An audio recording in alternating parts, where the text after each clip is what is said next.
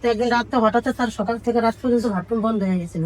আসার পর ডাক্তার অনেকগুলো টেস্ট দিল, টেস্ট দেওয়ার পরে বললো যে তার খাদ্যনালীতে টিউমার হয়েছে। পোলায় নিয়ে গেলাম, পোপোলার থেকে রিপোর্ট আসলো যে তার ক্যান্সার আছে, গ্যাস্ট্রোলজিক্যাল ক্যান্সার ক্যান্সার। আছে। তো আমাদের এখানে মাত্র 4 মাস ট্রিটমেন্ট করার পরে আপনার সমস্ত রিপোর্ট নরমাল আসছে। আসসালামু আলাইকুম, আমি ডাক্তার এটিএম রেজাউল করিম, গণস্বাস্থ্য হোমিওতে থেকে বলতেছি। আপনাদের সামনে এমন একজন ব্যক্তির পরিচয় করে দিব যিনি ক্যান্সার থেকে জয়লাভ করে আমাদের সামনে আছে। উনি দীর্ঘ 4 মাস আমাদের চেম্বার থেকে ওষুধ সেবন করে আল্লাহর রহমতে উনি সুস্থ আছে, যার সমস্ত রিপোর্ট আপনাদেরকে দেখাবো এবং উনার সাথে আমরা সর্বপ্রথম পরিচয় করে দিচ্ছি। আপনার নাম?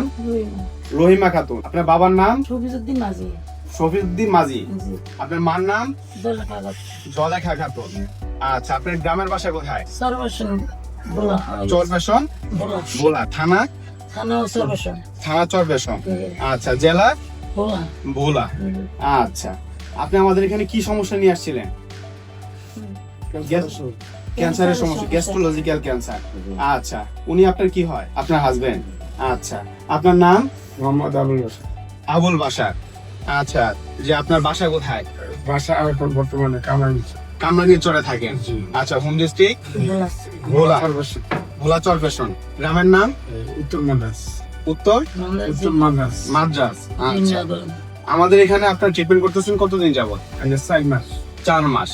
4 মাস পরে আপনি আমাদের এখানে যে ট্রিটমেন্ট নিলেন, আপনার কাছে কেমন অনুভূতি হচ্ছে? ইনশাআল্লাহ অনেক ভালো। অনেক ভালো।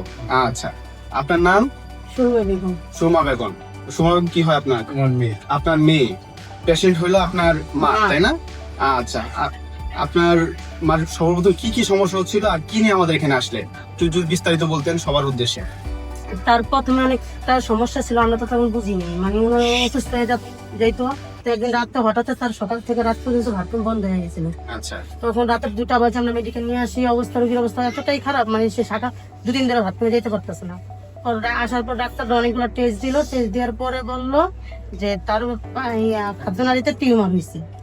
তো আমরা টিউমারের জন্য পরীক্ষা করালাম, পরীক্ষা করার পরে পোপোলায় নিয়ে গেলাম, পোপোলার থেকে রিপোর্ট আসলো যে তার ক্যান্সার আছে, গ্যাস্ট্রোলজিক্যাল ক্যান্সার ক্যান্সার। আছে। তো ক্যান্সার, তারপর বলছিলাম যে এটা কোথা থেকে, বলছে যে খাদ্যনালীর ভিতরে টিউমার আছে, টিউমারটা আপনারা অপারেশন করতে পারেন কিন্তু ক্যান্সারটা রয়ে যাবে। তো আমরা ঢাকা মেডিকেল নিয়ে আসলাম, ঢাকা মেডিকেল এসে তারপর অপারেশন করালাম। অপারেশন করার পরে টিউমার যখন বের করছে, টিউমারের পিজিতে নিয়ে পরীক্ষা দিলাম। পরীক্ষা 1 সপ্তাহ পরে আসার পরে শোনা গেল যে তার খাদ্যনালীতে ক্যান্সার। তখন আমাদের বললো ডাক্তার যে আর কোনো নেই, উপায় নেই, আপনারা থেরাপি দিতে পারেন, এর উপায় কোনো ওষুধ নেই, চিকিৎসা। আচ্ছা, আপনারা এই পর্যন্ত ওনার ট্রিটমেন্ট বাবদ মানে অ্যালোপ্যাথিতে কত টাকা ব্যয় করছেন? আমরা 3 লাখ টাকা অলরেডি অনেক খরচ করছি। 3 লক্ষ টাকা ব্যয় করছেন। কয় মাসে? 4 মাসে আমরা দৌড়াদৌড়ি করছি, অনেক মেডিকেল দিচ্ছি। 4-5 মাসে আপনার প্রায় 3 লক্ষ টাকা শেষ করার পরে অপারেশন করলেন। অপারেশন করার পরে রোগী সুস্থ হয়নি, কিন্তু আমাদের এখানে মাত্র 4 মাস ট্রিটমেন্ট করার পরে আপনার সমস্ত রিপোর্ট নরমাল আসছে। ইভেন আপনারা দেখেন এখানে ক্যান্সারের যে সকল রিপোর্ট আছে, সমস্ত রিপোর্টগুলো আলহামদুলিল্লাহ নরমাল আছে এবং পেশেন্ট ধীরে ধীরে সুস্থ হয়েছে। আমাদের 4 মাসে সম্পূর্ণ, মাত্র 4 মাসের ট্রিটমেন্টে উনি সুস্থ আছে। এখন ওনাকে আমরা ফলো আপ সেশনে মেডিসিন দেওয়া শুরু করব যাতে এই ক্যান্সারটা শরীরে ফিরে না আসে।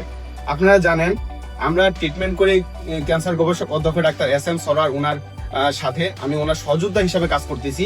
আপনারা যারা বলেন ক্যান্সারের কোনো আনসার নেই, আমরা আমাদের টিম মেম্বার যারা আছি ক্যান্সার গবেষক অধ্যক্ষ ডাক্তার SM সরোয়ার সহ যে আমরা প্রায় 40 জনের মতন ডাক্তার আছি যারা আমরা বলি ক্যান্সারের কোনো আনসার নেই, এই কথার কোনো ভিত্তি নেই। কারণ আমাদের এখানে প্রতিদিন যদি আপনি আসেন দেখবেন সুনির্দিষ্ট আমাদের চেম্বারে অনেকগুলো পেশেন্ট আছে যাদের কাছে আপনি দেখতে পারবেন আমাদের ক্যান্সারের রোগী সুস্থ হওয়ার গল্প। তারা আসতেছে, তাদের সাথে আমরা কথা বলতেছি। আপনি আমাদের অফিসগুলো ভিজিট করতে পারেন এবং আমাদের জন্য দোয়া করবেন এবং আমাদের সাথে যোগাযোগ করার জন্য স্ক্রিনে দেওয়া নাম্বারে ফোন দিবেন। আসসালামু আলাইকুম।